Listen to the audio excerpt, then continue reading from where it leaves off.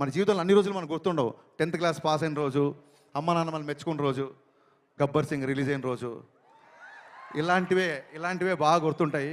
అలాంటి wonderful experience ఈ షూటింగ్లో ఆయనతో ఉన్న నాకు జర్నీ. ఎలా జరిగింది షూటింగ్ అనేది అసలు నేను మాటల్లో చెప్పలేను. కళ్యాణ్ గారు, ఆ రుణం అయితే తీర్చేసుకోవచ్చు. దాన్ని ఏమంటారు, బంధం అనుకోండి. ఆ బంధం తీరిపోవాలి తప్ప ఒకళ్ళు తీర్చుకోలేరు.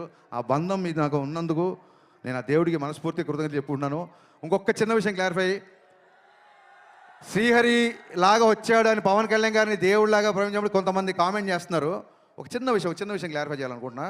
మనం దేవుడు అనేది మనం ఊరికే ఎవరినో పొగడాలని చెప్పేది కాదు. సమయానికి నువ్వు దేవుళ్ళ వచ్చావరా అని ఫ్రెండ్ అని అంటాం.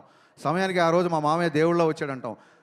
పరిచయం లేని వ్యక్తి కూడా టక్కనే హెల్ప్ చేస్తే దేవుళ్ళ వచ్చాడు అంటాం. సచిన్ తెండూల్కర్ని గాడ్ ఆఫ్ క్రికెట్ అంటాం. Saraswati God of wisdom, Lakshmidevi God of wealth అంటాం.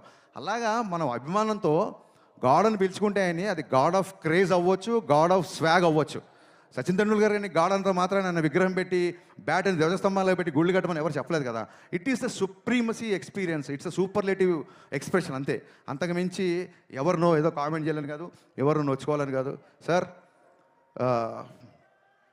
మాటలు రావట్లేదు. ఈ సినిమా ప్రాణం పెట్టి పనిచేశారు. మానవాళ్ళందరూ మీ మాటలు వినాలనుకుంటున్నారు. నన్ను ఇంతసేపు భరించినందుకు, సహించినందుకు, మళ్ళీ ప్రేమించినందుకు థ్యాంక్ యూ సో మచ్.